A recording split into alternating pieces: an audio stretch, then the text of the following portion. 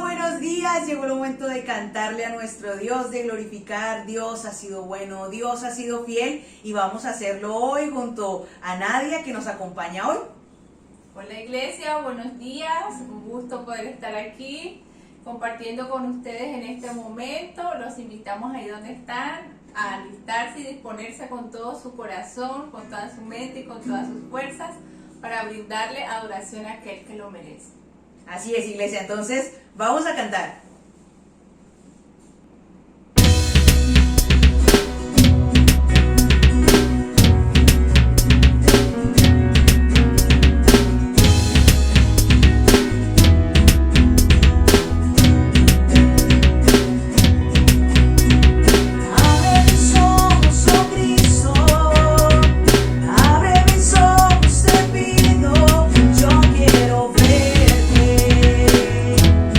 Yo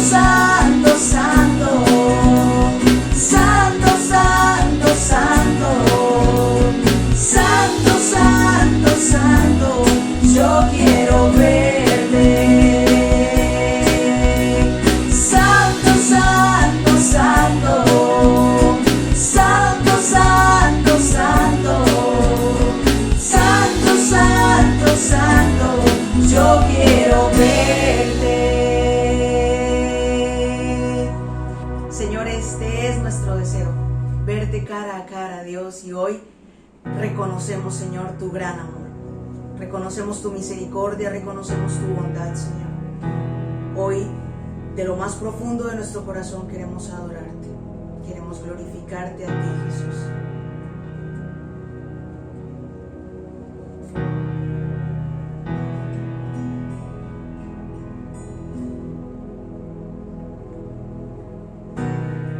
Todo lo que soy lo entrego.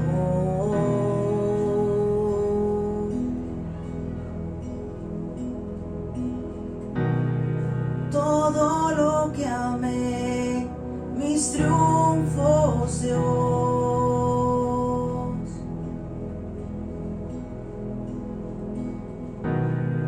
He probado y sé de tu gran amor. Me satisface, me satisfaces, Espíritu, ven, abre los cielos hoy, venimos en adoración, solo tu amor me satisface.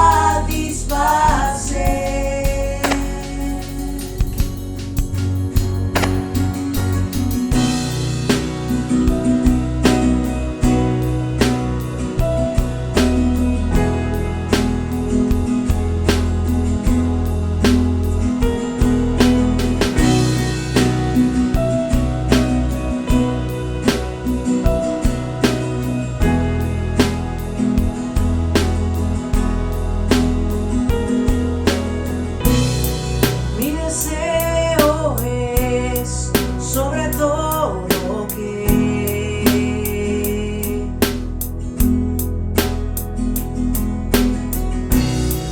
que al amanecer sé que estés de mí, oh Dios. He probado y sé de tu gran amor. Levanta tu voz y dilo como un clamor esta mañana. Quiero ver tu gloria, quiero ver tu gloria, Espíritu, ven, abre los cielos hoy, venimos en adoración, solo tu amor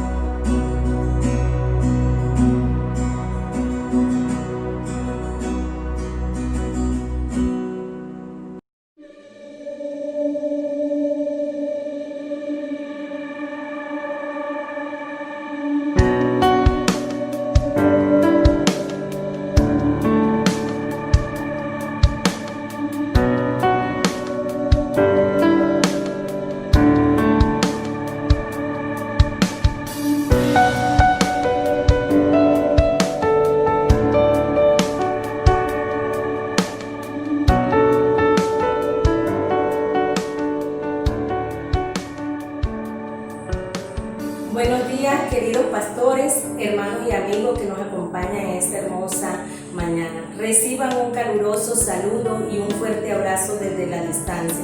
Sabemos que estamos viviendo tiempos difíciles, pero Dios dice en su palabra que Él es nuestra fortaleza. Él dice que es nuestro refugio. Solamente tenemos que creer y confiar de que el Señor tiene el control de todo esto. Se les ama y se les quiere. Dios les bendiga. Un saludo muy especial para todos, recordarles que se les quiere, se les extraña y que a pesar de las circunstancias vividas actualmente, que son difíciles, hemos visto la mano de Dios en nosotros y no nos ha dejado. En el día que yo temo, en ti confío. Salmo 56:3. Hola mis hermanos, ¿cómo están? Dios me los bendiga, los amo y los extraño mucho. Un abrazo y muchos besos. Recuerden que si guardamos su palabra, Dios limpia nuestro camino. Y recuerden que si Dios es con nosotros, ¿quién contra nosotros? Chao, Dios los bendiga. Muy buenos días, familia del Centro Bíblico. Tengo el orgullo de presentarle a mi familia y un placer de estar con ustedes en este hermoso domingo en la mañana de hoy. Saludos, familia en Cristo. En esta mañana traemos una palabra de rica bendición del libro de Deuteronomio, capítulo 6, versículos 6 y 7. Dice el gran mandamiento: y estas palabras que yo te mando hoy estarán sobre tu corazón, y las repetirás a tus hijos, y hablarás de ellas estando en tu casa y andando por el camino, y al acostarte y cuando te levantes. La gloria y la honra sea para Dios en esta mañana de domingo, con esta palabra que nos trae la familia pastoral. Dios nos quiere hablar en esta mañana, que sea de rica bendición para todos nuestros hogares y para todas nuestras vidas. Los queremos en el amor de Cristo. Feliz domingo. Bendiciones y bendiciones. Que Cristo los cuide. Que tengan un feliz día.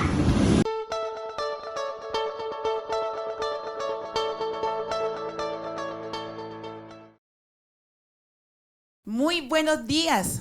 Que el Señor les continúe bendiciendo abundantemente como solo Él lo sabe hacer.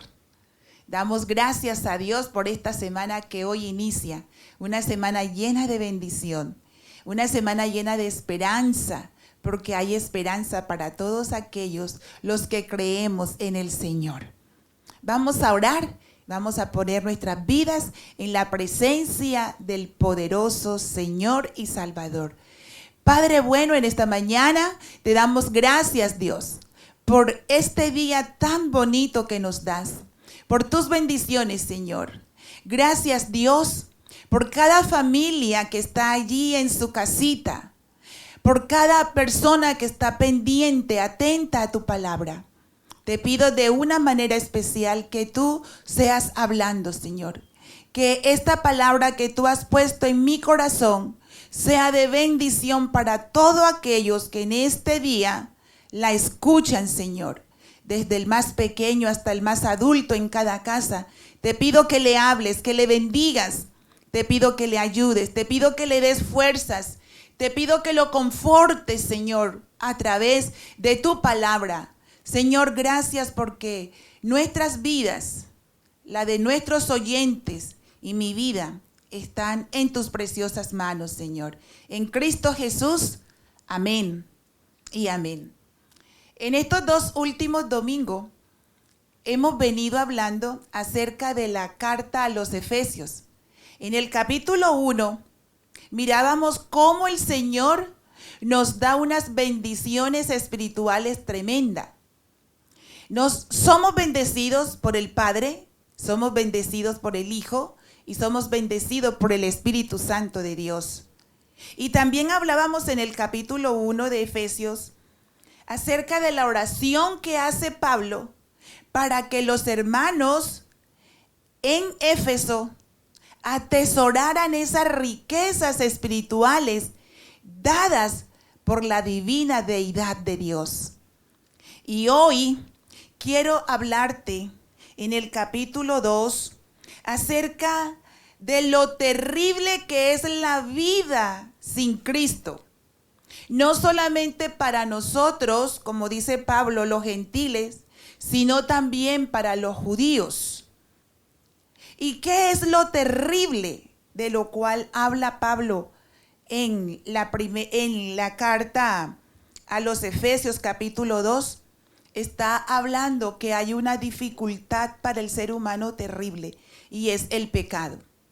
La palabra pecado viene del griego amartía y significa no dar en el blanco, errar el blanco. Es como cuando un tirador tira su flecha, pero hierra, falla en el tiro. Amartía es el fracaso en cualquier esfera de la vida de ser como debemos y podemos ser agradables a Dios. Nosotros los humanos tenemos un concepto equivocado, una idea equivocada de lo que es el pecado. Para muchos, un ladrón, un asesino, un extorsionador, un violador, un borracho, un drogadicto, un extorsionista, un narcotraficante es pecador. Pero como la mayoría de nosotros no cometemos esos pecados, somos personas respetables, somos ciudadanos respetables, creemos que como no practicamos tales cosas, no somos pecadores. El pecado es algo que inunda la vida del ser humano. Todo ser humano es pecador. Todo. No hay ningún ser humano en la tierra que no sea pecador. Y esta es la dificultad de la cual viene hablando Pablo aquí en su carta a los Efesios. Nos ofendemos muchas veces cuando nos dicen que somos pecadores y que estamos destinados y merecemos el castigo eterno. A nadie le gusta que se le señale de pecador. Otra palabra de la cual está hablando aquí Pablo con relación al pecado es la transgresión. Y la transgresión o delito, como dice aquí en la Reina Valera, viene del griego paratom.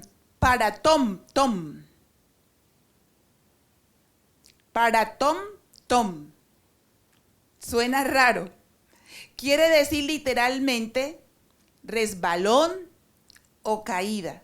Es una persona que hierra el camino y que cada vez se aleja más de lo que debería ser. Es uno que se desliza por terrenos peligrosos, lejos de la verdad.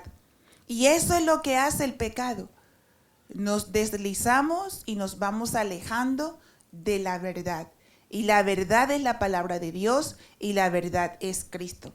Es seguir un camino equivocado cuando podríamos seguir el correcto. Todo ser humano está en la capacidad de caminar correctamente con Cristo. Pablo viene tratando algunos puntos de los cuales quiero que hablemos en esta mañana. Número 1, él dice en el versículo 1, en otros tiempos ustedes estaban muertos en sus transgresiones y pecado. Por eso te decía anteriormente lo que significa transgresión y lo que significa pecado. Muertos. Sí, Señor, usted y yo estábamos muertos espiritualmente, porque estábamos separados de Dios, quien es la fuente de la vida espiritual. Los que viven en pecado viven una vida física y aún respiran. Nosotros respiramos, todos respiramos. Pero la vida sin Dios es tan vacía que la Biblia usa la palabra muerte para referirse a vivir separado de Dios, del Padre Celestial, a no tener una comunión bien íntima y cercana con el Señor. Pablo habla de personas que están muertas en pecado. ¿Qué quiere decir Pablo con esto? Porque fíjate que en el versículo dice, en otro tiempo ustedes estaban muertos en sus transgresiones y pecados. Cuando Pablo se refiere a nosotros, está hablando de los judíos. Y cuando Pablo se refiere a ustedes o a vosotros, está hablando de los gentiles. Y Pablo está diciendo aquí que en otros tiempos, nosotros los gentiles estábamos muertos en nuestros delitos y pecados. ¿Por qué? Porque no teníamos esa comunión con el Señor. Ahora, Pablo habla de personas que están muertas en pecado. ¿Qué quería decir él con esto? Que está hablando de la vida presente, que vivíamos separados, así, respirando, caminando, andando, trabajando. Vivíamos muertos espiritualmente porque estábamos apartados del Señor. Hay 4 direcciones en las que el efecto del pecado es mortal. Número 1, el pecado mata la vida espiritual. Al desobedecer a Dios y rebelarse contra su gobierno y su soberanía en nuestra vida, nosotros estamos espiritualmente muertos. Toda aquella persona que no se deja gobernar por Dios, toda aquella persona que no permite que el Señor sea soberano en su vida, está muerto en sus delitos y pecados. Dios le advirtió a Caín, allí en Génesis capítulo 4, el versículo 7. Si hicieras lo bueno, podrías andar con la frente en alto, pero si haces lo malo, el pecado te acecha como una fiera lista para atraparte. No obstante, tú puedes dominarlo. Pablo está hablándonos a nosotros que tú y yo tenemos el poder de dominar el pecado. Él nos acecha, como dice aquí el texto. El Señor le había advertido a Caín acerca de que el pecado lo tenía allí a la puerta de su corazón, a la puerta de sus ojos, a la puerta de practicarlo. Que si él accedía, iba a fallar, podía caer, pero que si él se mantenía firme, podía resistir. Y todos nosotros tenemos la capacidad para poder resistir el pecado, porque el Señor nos ha dado esa capacidad. Número 2, el pecado mata la inocencia. Nadie sigue siendo el mismo después de cometer un pecado. ¿Cómo transforma el pecado? Los sentimientos, las emociones, el corazón, la actuación, todo lo transforma el pecado. Todo lo que hemos hecho, visto, hablado, experimentado, de alguna manera queda grabado en lo profundo de nuestro ser. Y el resultado es que el pecado produce un efecto permanente en la persona. Y la inocencia, una vez se pierde, ya no se puede recuperar. Recordemos que cuando Adán y Eva fueron creados y puestos en el Edén, ellos eran inocentes. Fueron creados bajo una inocencia tremenda. Y el Señor les advirtió a ellos que el día que comieran del árbol que estaba prohibido, ese día morirían. Génesis 2:17 dice: pero del árbol del conocimiento del bien y del mal no deberás comer. El día que de él comas ciertamente morirá. El día que pecaron fueron expulsados del huerto, separados de la comunión, de la relación, de la presencia de Dios. Así que el pecado lo lleva a una muerte espiritual, a una separación de Dios donde se perdió la inocencia. Entró el pecado y se perdió la inocencia. Y toda persona, cuando comienza a pecar, comienza a perder la inocencia. Romanos 6:23 dice: porque la paga del pecado es muerte, mientras que la dádiva de Dios es vida eterna en Cristo Jesús, Señor nuestro. Qué lástima que a temprana edad muchos de nuestros pequeños pierdan su inocencia a causa del pecado. Número 3, el pecado mata los ideales. En la vida de muchos hay una especie de proceso trágico. La primera vez que la persona comete el pecado, tiene miedo, tiene terror. Es la primera vez. Hay mucho miedo, hay mucho terror, hay mucha inseguridad. La segunda vez es atraído y al realizarlo, aun cuando lo está haciendo, se siente desgraciado, se siente inquieto, pero consciente y consiste en hacer el mal.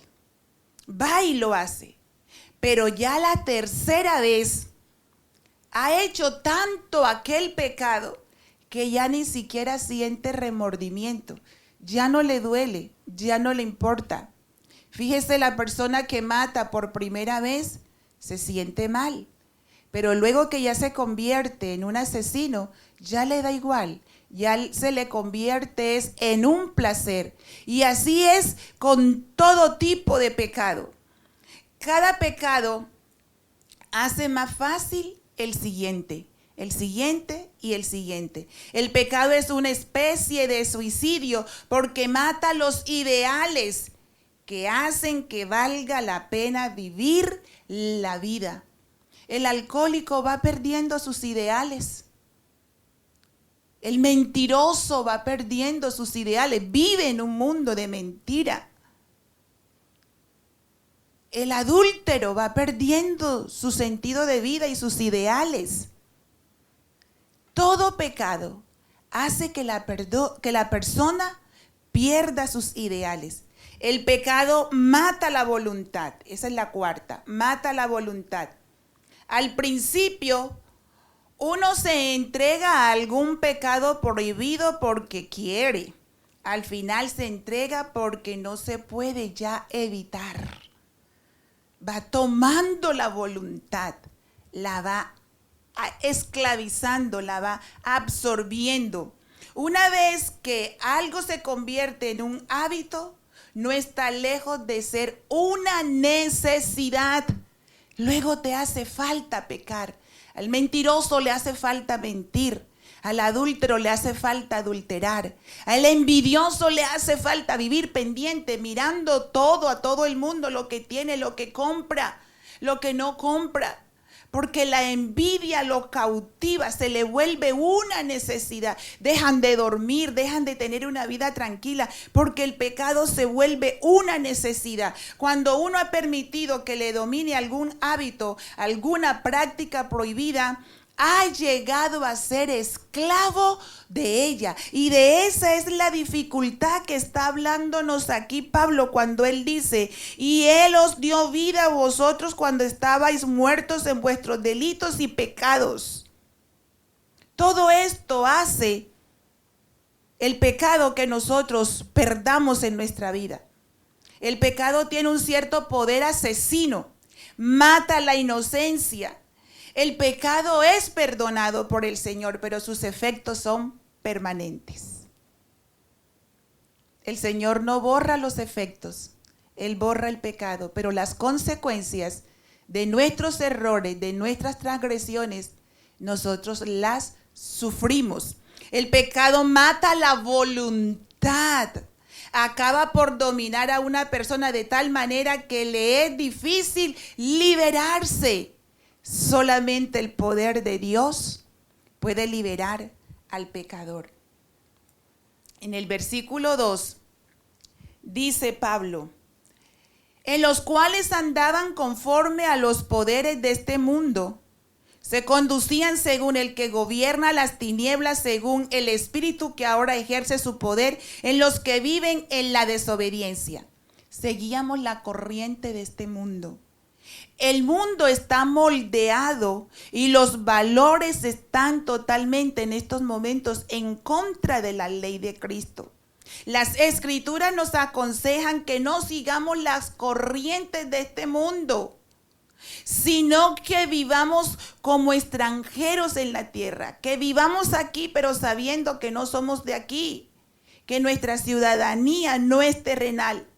Pablo nos recuerda que nuestro tiempo en la tierra es corto comparado con la eternidad. Los placeres del pecado en la tierra no duran, son temporales. Me impacta mirar lo que hizo Moisés. Hebreos capítulo 11, versículo 25 dice que Moisés prefirió ser maltratado con el pueblo de Dios a disfrutar de los efímeros placeres del pecado. Todo lo tenía en Egipto. Era el hijo de la hija de Faraón. Tenía todas las riquezas, todas las posesiones. ¿Qué no podía hacer Moisés? Pero él prefirió, como dice, él prefirió ser maltratado con el pueblo de Dios que disfrutar de todos los placeres del mundo. Los sabios, dice que los sabios usan las cosas de la tierra sin ser esclavos de ella. Mientras estemos aquí en la tierra, sepamos usar todas las bendiciones que nos ofrece Dios aquí en la tierra, pero no nos dejemos esclavizar por el pecado. Sin Cristo carecemos de sabiduría y de fortaleza para resistir las tentaciones de ella, del pecado aquí en el mundo. Aquellos que están sin Cristo son esclavos de la influencia del mundo. Y este mundo, este sistema, todo hoy en día nos influencia es a pecar. El niño es influenciado tremendamente a través de las redes, a través de la tecnología, a través de estos equipos a pecar. Ya no necesita el niño salir, ahí mismo en su casa guardadito, a través de los muchos programas. No quiero decir que todos los programas son malos, pero muchos programas influencian mucho a nuestros niños y los llevan a pecar.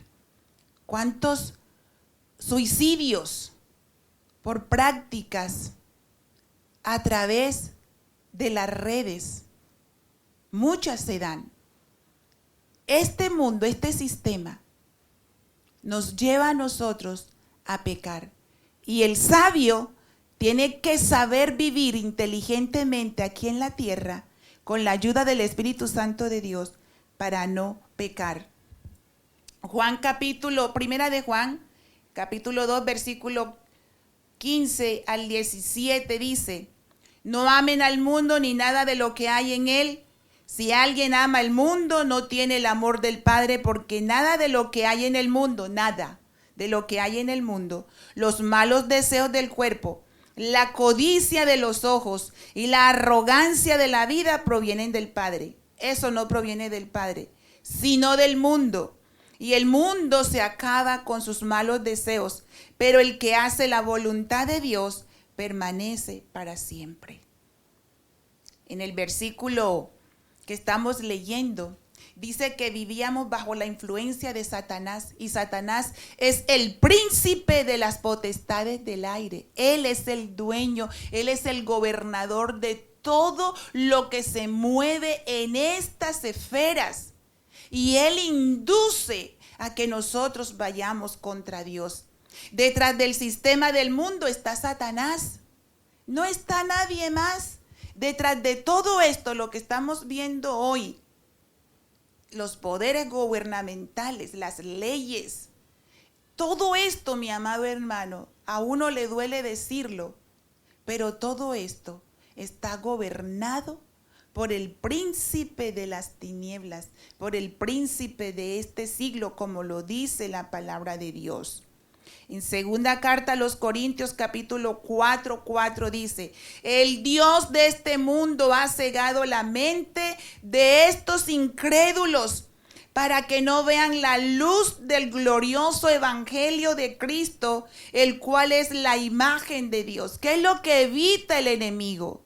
¿Qué es lo que quiere evitar este sistema, el gobierno el que gobierna este sistema? Que tú y yo miremos el evangelio. ¿Por qué? Porque el evangelio son buenas nuevas de salvación. El evangelio es un cambio de vida. El evangelio es poder de Dios para salvación. El evangelio es agradar a Cristo. El evangelio es vivir de acuerdo a la perfecta voluntad de Dios. El evangelio es vivir un estilo de vida totalmente diferente a lo que el mundo te influencia para que tú y yo lo vivamos. El evangelio es ir en contra del sistema de Satanás. Y es vivir bajo el gobierno y la soberanía de Cristo. Eso es el evangelio. El diablo atrapa a aquellos que están sin Cristo como los cazadores atrapan a un animal. Segunda carta a Timoteo 2:26 dice, de modo que se despierten y escapen de la trampa que el diablo los tiene cautivos, sumisos a su voluntad. No creas que tú estás haciendo tu voluntad, amado amigo. Todo aquel que hace pecado, que es pecador y que no camina con Cristo, no está haciendo la voluntad de Dios. Todo aquel que rechaza a Cristo está bajo la voluntad, sumiso a lo que Satanás quiera que haga.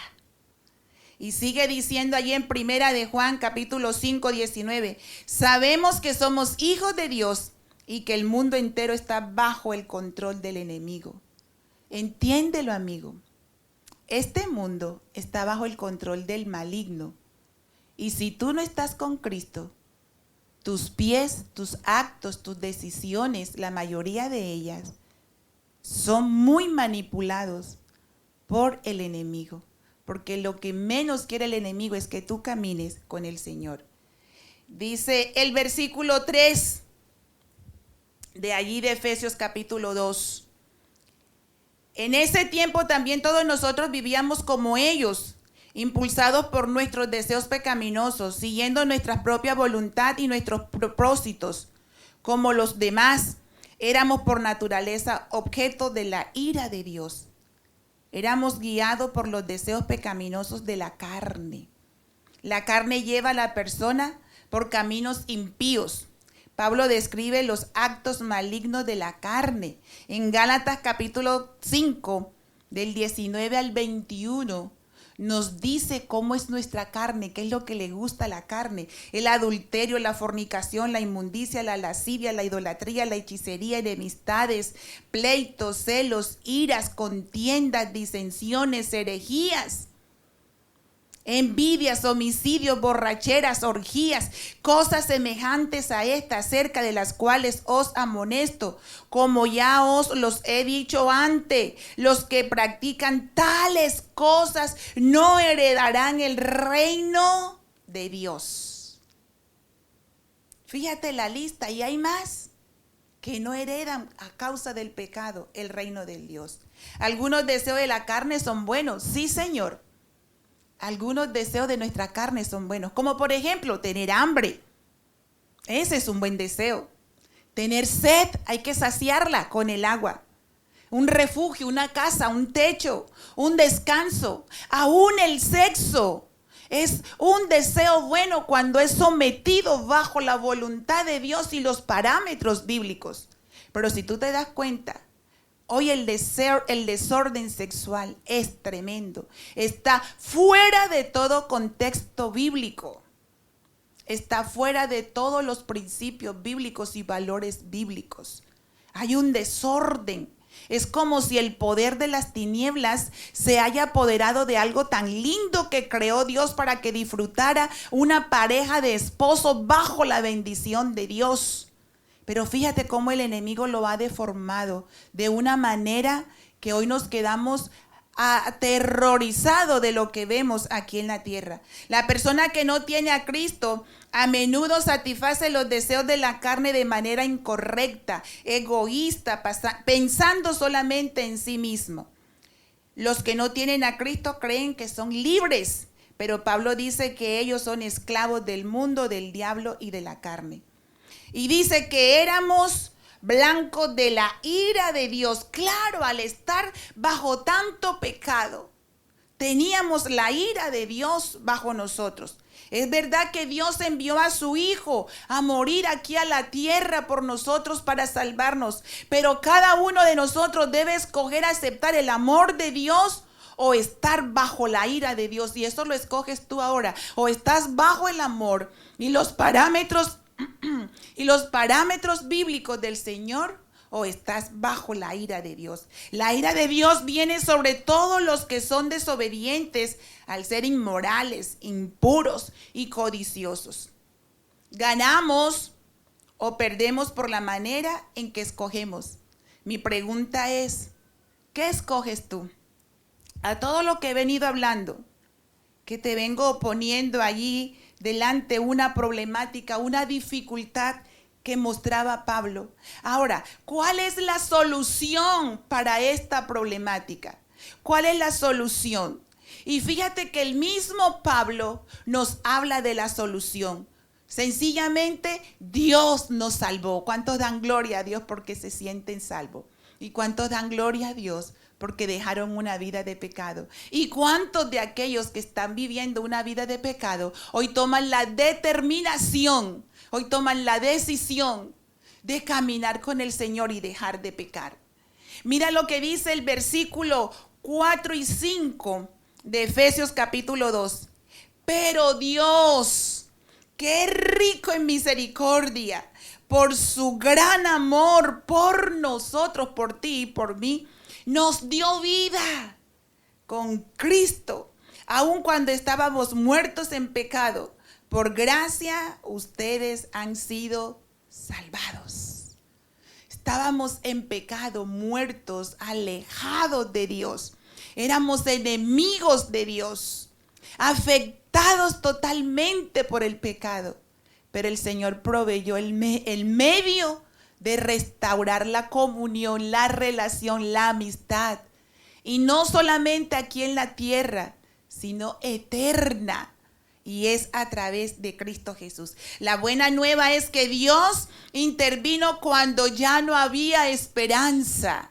Hay esperanza para ti, mi amado amigo. Hay esperanza para ti, joven. Hay esperanza para ti, mujer. Y esa esperanza es Cristo Jesús. Él proveyó salvación por medio de Jesucristo para toda la humanidad pecadora y perdida. Dios nos proveyó en Cristo 3 aspectos de la salvación. Número 1, nos salvó de la muerte. Tremendo, por eso le llamé a le puse como título a esta mañana, resucitado. ¿Por qué? Porque Dios te resucitó, te salvó de la muerte, de la destrucción que hubiera sido los resultados de la merecida ira de Dios. ¿Qué nos esperaba a nosotros? ¿Un castigo eterno? ¿Qué me esperaba a mí y a ti? Un castigo eterno. Por toda la eternidad separada de Dios. Pero en el versículo 6 dice, y en unión con Cristo Jesús, Dios nos resucitó. Se pusieron de acuerdo. Qué amor tan grande, qué acuerdo tan glorioso desde antes de la fundación del mundo. No vamos a dejar al hombre caído. No vamos a dejar al hombre totalmente en sus delitos, en su dolor, en su tragedia, en su miseria. Vamos a darle resurrección. Vamos a darle vida eterna. Se pusieron de acuerdo el Padre, el Hijo y el Espíritu Santo que te convence. Y oro que te convence en esta mañana para resucitarte. Y en unión con Cristo Jesús, Dios nos resucitó y nos hizo sentar en las regiones celestiales para mostrar en los tiempos venideros la incomparable riqueza de su gracia que por su bondad derramó sobre nosotros en Cristo Jesús.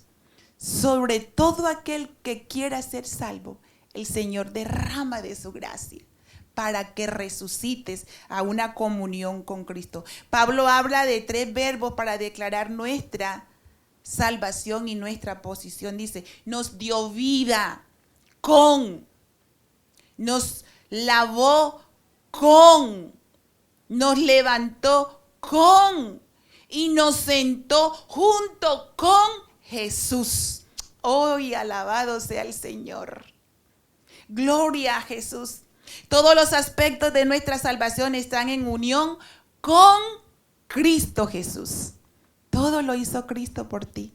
Dejó su estado de gloria, dejó su comodidad. Dejó al Padre. Dejó allá todo por venir por ti aquí a la tierra para luego ponerte con Él. ¡Qué bendición tan grande! Al describir nuestra salvación, Pablo nos vincula con lo que Dios ha hecho en Cristo por nosotros.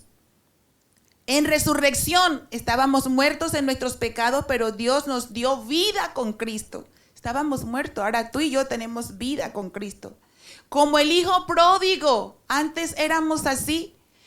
Fuimos y hicimos todo lo que quisimos, pero Dios nos dio vida. Estuvimos una vez muertos en nuestra relación con el Padre, pero Dios nos vivificó en Cristo. Es necesario que tú reconozcas que es en Cristo que tú y yo tenemos vida. No es en nadie más. Es en Cristo y con Cristo. En su ascensión fuimos guiados por el mundo, el diablo y la carne, pero Dios nos resucitó junto con Cristo. Cuando tú aceptas a Cristo, te bautizas y caminas con Él, has resucitado para una vida eterna, para una vida gloriosa con Cristo. ¡Ay, qué hermoso! En su entronización éramos hijos de la ira e íbamos rumbo al juicio. Pero Dios nos sentó junto con Cristo en el cielo. En Cristo tú estás sentado con Cristo, disfrutando desde ya de Cristo. Así que con la salvación que Dios provee, participamos de la victoria de Cristo. Número 2, nos salvó por medio de su amor.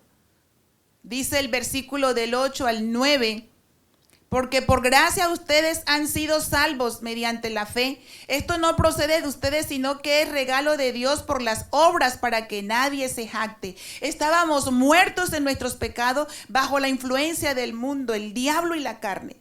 Éramos incapaces de salvarnos a nosotros mismos. Pero aún así, en medio de nuestra incapacidad, Dios nos amó. Cuando no podíamos caminar hacia Él, Él llegó a nosotros con amor y derramó su gracia sobre ti y sobre mí. Y por eso tú y yo hoy caminamos con Cristo. Nos salvó por medio de su amor. Es por amor que tú eres salvo. Y es por amor que Él te quiere salvar a ti que no caminas con el Señor. Dice también que nos salvó para hacer buenas obras en el versículo 10, porque somos hechuras de Dios, creados en Cristo Jesús para buenas obras, las cuales Dios dispuso de antemano a fin de que las pongamos en práctica. Somos salvos por la gracia para servir. Como hechuras de Dios, nosotros estamos para servir. Él nos creó por una razón. En Cristo tenemos un propósito. Dios nos creó a su imagen y semejanza también para hacer buenas obras en este mundo. Debemos de vivir una vida santa para que podamos brillar en este mundo y traer a muchos a Cristo Jesús. Así como tú eres salvo, el Señor quiere que todo el mundo sea salvo. Él nos salvó para buenas obras. Y algo que tenemos nosotros como responsabilidad es ir y predicar el evangelio a toda criatura para sacarlos de ese mundo de tiniebla, para sacarlos de ese castigo eterno, traerlos a la luz de Cristo y traerlos a la eternidad con el Señor. Y para terminar dice, no somos salvos por obra. Y nosotros no somos salvos por obra, pero nuestras buenas obras son el fruto que brota de la raíz de la gracia que nos trae la salvación. Aunque no somos salvos por obra, esa gracia que el Señor nos dio nos ayuda a nosotros a llevar, a compartir el evangelio de la salvación. Esa misma gracia hay que compartirla. Santiago 2:26 dice, la fe sin obra está muerta. Hay que trabajar, hay que ser siervos del Señor, hay que llevar la palabra de Dios. Así como tú y yo hemos sido liberados de la dificultad que teníamos con el pecado. Hay muchos allá afuera que necesitan salir de las tinieblas a la luz admirable que es Cristo Jesús. Y para eso el Señor te salvó a ti, para ser tú un instrumento en las manos de Dios y poder llevar a muchos a Cristo. Una vida recta y buenas obras son la prueba de vida en Cristo. Así que ponga su fe en obra. Esa fe de ser salvo, esa fe de caminar con Cristo, póngala a trabajar a favor de todos los que están perdidos. Y permita que todos a su alrededor vean su fe en acción. Así nos traten de locos, así no crean, así se cansen de nosotros. Hay que seguir trabajando como lo hacía Pablo. No se cansaba de trabajar día y noche por todas las regiones, con dificultades, con hambre, con escasez, azotado, apedreado. Pero Pablo no desistía de llevar las buenas nuevas de salvación a todo el mundo conocido. Usted se imagina a Pablo en estos momentos a través de las redes. ¿Qué no haría Pablo? ¿A dónde no llegaría Pablo a través de las redes? Yo me imagino a Pablo en estos momentos. Si fue un gran hombre en aquella época con tantas limitaciones, con lo que él tuvo a su alcance, imagínese a un Pablo ahora. Pues hoy no está Pablo, pero estás tú y estoy yo, que podemos seguir llevando muchos al reino de Dios. Dios nos proporciona el privilegio de ayudar a alcanzar a los que aún están muertos en sus pecados. Nuestra vida santa ayudará a traer a muchos a Cristo. Vamos a orar. Vamos a darle gracias al Señor por lo que Dios ha hecho en nuestras vidas. Señor, gracias te damos en esta mañana por habernos librado del pecado. Gracias, Señor, por habernos rescatado de esa vida pecaminosa que teníamos, Señor, donde éramos desagradables a ti. Y gracias porque tú nos has rescatado. Hoy oramos por las familias en Chiriguaná, para que seas tú tocando sus corazones. Oramos por nuestra familia que no te conoce, para que tú seas, Señor, convenciéndolos de que te necesitan a ti, Señor. Gracias, Dios, por esa salvación eterna. Gracias por ese perdón eterno. Gracias por habernos resucitado en Cristo. Y hoy tenemos vida juntamente con Cristo. Gracias. Gracias porque no estoy muerto en delitos, en pecado, ni estoy distante, ni lejos de mi Cristo, sino que por el contrario, Él me resucitó y me toma de su mano y te toma de su mano y caminamos con Él en esta tierra seguros y confiados que un día estaremos con Él por toda la eternidad. Ayúdanos, Señor, a compartir tu palabra. Ayúdanos, Señor, a llevar tu palabra a todas las personas. Ayúdanos, Señor, a que tu palabra sea escuchada, oída y aceptada, y que muchos vengan a ti, Señor, en el nombre de Cristo Jesús. Amén y amén. Te bendigo, amada iglesia, y recuerda que eres un resucitado por el amor del Padre y por el sacrificio glorioso que hizo Cristo en la cruz del Calvario, y porque el Espíritu Santo te convenció. Eres un resucitado. Bendiciones.